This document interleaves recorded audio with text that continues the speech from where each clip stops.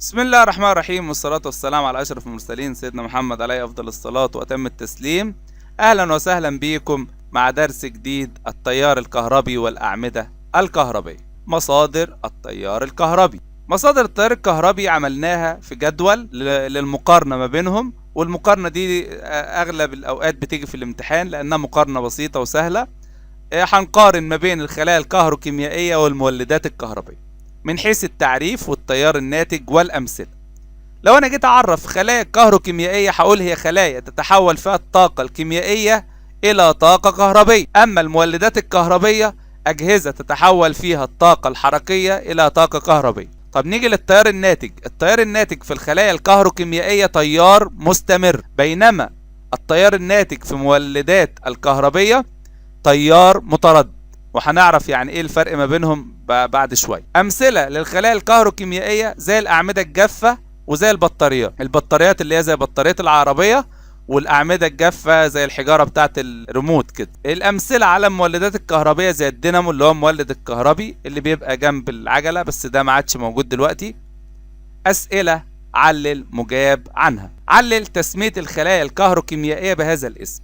هنقوله لانها خلايا تتحول فيها الطاقة الكيميائية إلى طاقة كهربية. نيجي لأنواع التيار الكهربي. أنواع التيار الكهربي: تيار مستمر وتيار متردد زي ما قلنا من شوية. هنعمل مقارنة ما بينهم من حيث المصدر والشدة والاتجاه والنقل والاستخدام وتحويل كل منهما للآخر.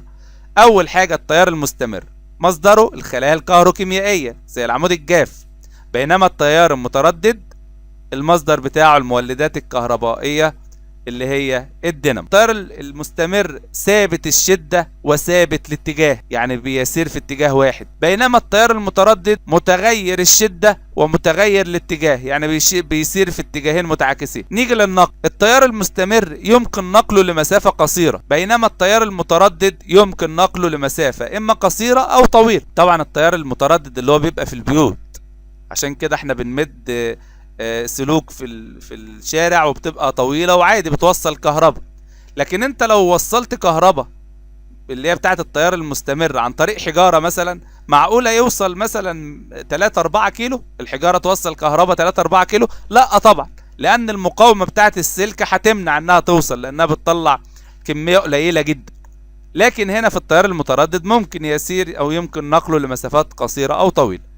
نيجي للاستخدام. التيار المستمر بيستخدم في عمليات الطلاء الكهربي اللي هو زي طلاء الملاعق بطبقة من الفضة أو طبقة من الذهب، وتشغيل بعض الأجهزة الكهربية زي لعب الأطفال وزي ساعات الحائط وزي الحاجات دي. التيار المتردد بيستخدم في إنارة المنازل والشوارع وتشغيل المصانع وتشغيل الأجهزة الكهربية زي التلفزيون والتلاجة والكمبيوتر والحاجات دي. طب نيجي لإمكانية تحويل كل منهما للآخر. قال لك إن التيار المستمر لا يمكن تحويله لتيار متردد، بينما التيار المتردد يمكن تحويله لتيار مستمر. وخلي بالك من النقطة دي، طبعا الرسمة اللي تحت دي مهمة. شدة التيار مع الزمن بلاقي إن التيار المستمر بيبقى خط مستقيم موازي للمحور الأفقي، بينما التيار المتردد بيبقى على شكل موجة كده. يبقى التيار المتردد يمكن تحويله لتيار مستمر، لكن التيار المستمر لا يمكن تحويله لتيار متردد. اديها لك بمثال بسيط عشان تحفظها بيه.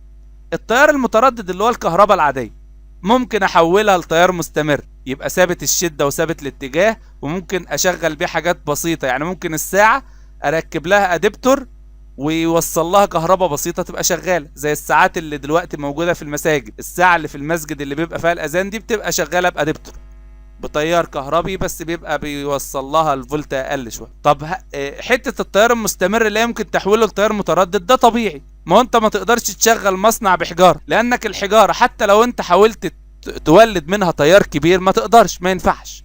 طيب نيجي لاسئله علل. قال لك علل يفضل استخدام التيار المتردد عن التيار المستمر لان يمكن نقله لمسافات طويله ويمكن تحويله الى تيار مستمر. علل التيار الناتج من المولد الكهربي يعرف بالتيار المتردد. هنقوله لأنه متغير الشدة والاتجاه. طرق توصيل الأعمدة الكهربية. في طريقتين للتوصيل: التوصيل على التوالي والتوصيل على التوازي. نبص للرسمتين ونلاحظ الفرق. في الرسمة اللي على اليمين يوصل القطب الموجب للعمود الأول بالقطب السالب للعمود الثاني، والموجب للعمود الثاني بالقطب السالب للعمود الثالث، وهكذا. بينما في حالة التوصيل على التوازي هتوصل الأقطاب السالبة كلها مع بعضها والأقطاب الموجبة كلها مع بعضها. في حالة التوصيل على التوالي القطبين بتوع البطارية هو القطب السالب للعمود الأول والقطب الموجب للعمود الأخير. لكن في حالة التوصيل على التوازي قطبين البطارية طرف موجب واحد اللي هم كلهم موجب مع بعض، وطرف سالب واحد اللي هو طرف سالب كلهم مع بعض. ويمثل العمود الكهربي بخطين مستقيمين متوازيين، واحد أطول من التاني، الأطول موجب والأقصر سالب. ناخد أسئلة علل مجاب عنها.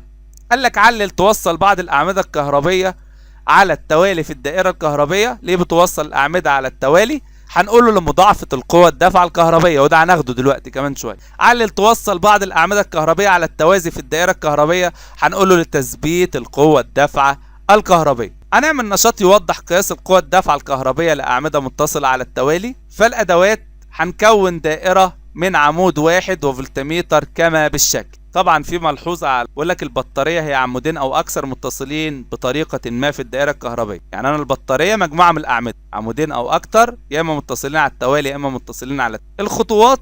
واحد، عين القوة الدافعة الكهربائية من قراءة الفولتميتر ولتكن ق واحد. 2، صل عمودا آخر على التوالي اللي هو الشكل ب، ثم عين القوة الدافعة الكهربائية ولتكن ق 2. 3، صل عمودا كهربائيا آخر على التوالي اللي هو شكل ج، ثم عين القوة الدافعة الكهربية ولتكن ق 3. الملاحظة: القوة الدافعة الكهربية في الحالة الثانية اللي فيها عمودين ضعف القوة الكهربية في الحالة الأولى اللي هي ق 1 اللي فيها عمود واحد، والقوة الدافعة الكهربية في الحالة الثالثة اللي هي ق 3 بتساوي 3 أمثال القوة الدافعة الكهربائية في العمود الأول. يبقى أنا عندي معنى كده إن كل ما بزود عمود القوة الدافعة الكهربائية بتزيد. الاستنتاج: القوة الدافعة الكهربائية لعدة أعمدة متصلة على التوالي بتساوي مجموع القوة الدافعة الكهربائية ق للبطارية هتساوي ق 1 زائد ق 2 زائد ق 3. ق للبطارية بتساوي ق العمود الواحد في نون، نون اللي هو عدد الأعمدة المتماثلة. ما هو أنت يا تجمع تقول ق 1 زائد ق 2 زائد ق 3، يا إما تضرب في عدد الأعمدة. هنقوله العمود مثلا ب 2 فولت في 3 يبقى ب 6، أو 2 و2 و2 برضه يدونا 6.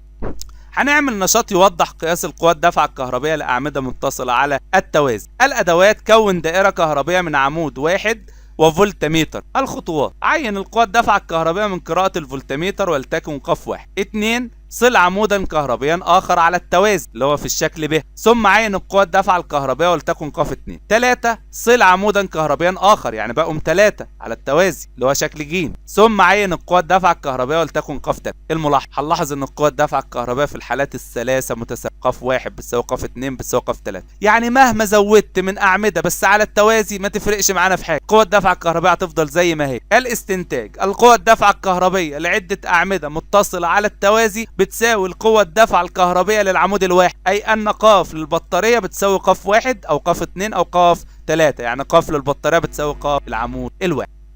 هناخد أسئلة علل المجاب عنها. قال لك علل القوة الدافعة الكهربائية للبطارية في حالة التوالي أكبر من حالة التوازي. هتقول له اصل في حالة التوالي بتساوي المجموع القوة الدافعة الكهربائية للأعمدة اللي هي ق 1 زائد ق 2 زائد ق 3 يعني بعددهم بقى. بينما في حالة التوازي بتساوي القوة الدافعة الكهربائية للعمود الواحد. علل: تعمل البطارية المتصلة أعمدتها على التوازي عمل العمود الواحد، لأن القوة الدافعة الكهربائية للبطارية في حالة التوصيل على التوازي بتساوي القوة الدافعة الكهربائية للعمود الواحد. فأنت مهما وصلت على التوازي القوة الدافعة الكهربائية بتفضل ثابتة. طيب ناخد بقى مسائل مجاب عنها. قال لك بطارية مكونة من 3 أعمدة، القوة الدافعة الكهربائية لكل عمود منها 3 فولت.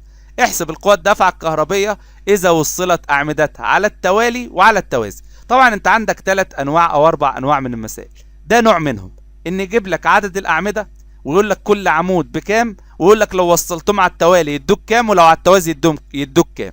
أنت عندك قانونين: على التوالي بتقول بتساوي مجموع ق 1 زائد ق 2 زائد ق 3، او تقول ق في نون اللي هو عدد الاعمده، وحاله التوازي بتساوي ق للعمود الواحد. يبقى الاجابه هنقولهم: على التوالي ق للبطاريه بتساوي ق للعمود في نون اللي هو عدد الاعمده، يعني 3 في 3 بيساوي 9. بينما على التوازي ق للبطاريه ق للعمود الواحد، يبقى هتساوي 3 فولت. قوه الدفع الكهربائيه على التوالي وعلى التوازي ممكن انا ادهم لك بمثال بسيط. نفرض انك انت كنت لوحدك في اوضه، يعني باباك ومامتك ما عندهمش غير، فانت قاعد في اوضه 4 متر، السرير بتاعك منها واخد 1 متر، ففي 3 متر فاضيين. بعد شويه مامتك جابت ولد كمان، اخد كمان سرير متر، ففضل في الاوضه 2.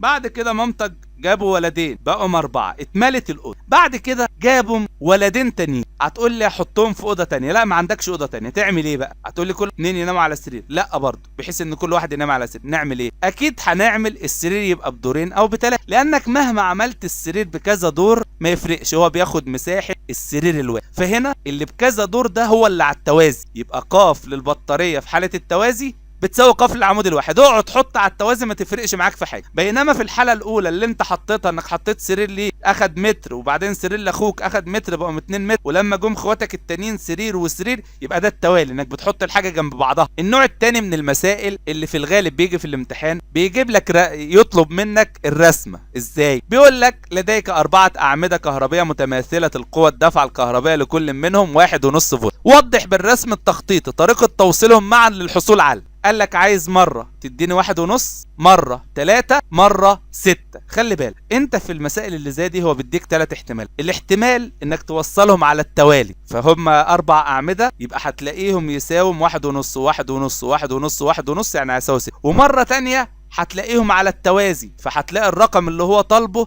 نفس رقم الفولت بتاع القوة الدفع الكهربائي للعمود الواحد، لان انت عارف ان قاف للبطارية بتساوي قاف للعمود الواحد، يبقى هتساوي 1.5. الحالة الثالثة هي اللي فيها ان هو بيطلب منك رقم لا هو حصل 6 ولا هو 1.5، يعني اكبر من 1.5 واقل من 6. معنى كده انك هتوصل جزء على التوالي وهتوصل جزء اخر على التوازي. انا عندي طريقه سهله جدا تحل. وصل على التوالي واجمع لحد لما توصل للرقم اللي هو مديهولك، وشوف فاضل معاك كام عمود حطهم على التوازي. يعني انا عندي مثلا الاعمده الواحد منها ب1.5 وهم 4 اعمده، وانا مطلوب مني ان القوه الدفع الكهربائيه تبقى ب3. بص كده اهو، ادي 1.5 وادي 1.5، كده بكام؟ كده ب3. طب انا معايا 2 اهو، دولت عمودين، فاضل معايا كام عمودين؟ عمودين كمان، احط اهو، ادي 1 هنا اهو،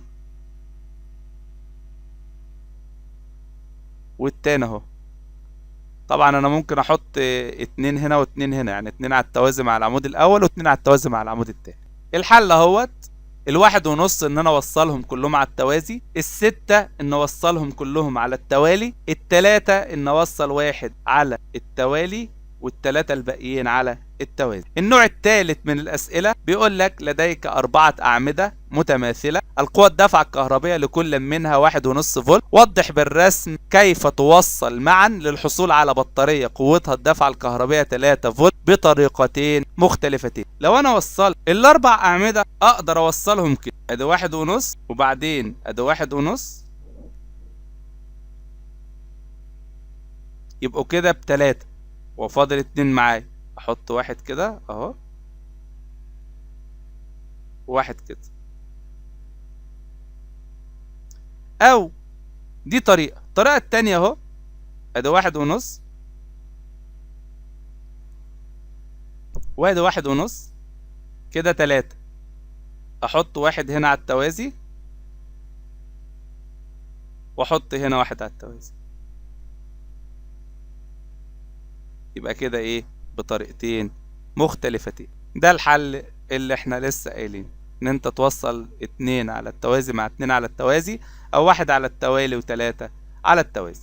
النوع الثالث ان يجيب لك رسمة ويطلب منك ان انت تحسب القوة الدافعة الكهربائية، وفي الحالة ديت في الغالب بيجيبها لك ان نوع توصيل على التوالي مع توصيل على التوازي مع بعض. فبقول لك احسب القوة الدافعة الكهربائية بين الطرفين ا وب مستعينا بالدائرة المجاورة. انا عندي في الرسمة اللي قدامي عندي هو ده ب3 فولت، وهنا ب1.5 فولت وب1.5 فولت. انا عارف طبعا ان 1.5 و1.5 الاتنين دولت يعملوا 1.5 لانهم موصلين على التوازي، يبقى 1.5 اللي هم الاتنين دول زائد ال3 يعملهم 4.5، يبقى هنقوله على التوازي قوة الدفعة الكهربائية للبطارية بتساوي قف للعمود الواحد، يعني بتساوي 1.5. يبقى اذا بما ان دولت يعملوا 1.5، اذا قوة الدفعة الكهربائية بين الطرفين ا وب اللي هي ق د ك، اختصار القوة الدفعة الكهربائية بين ا وب هتبقى 3 زائد ال1.5 هتساوي 4.5 فولت.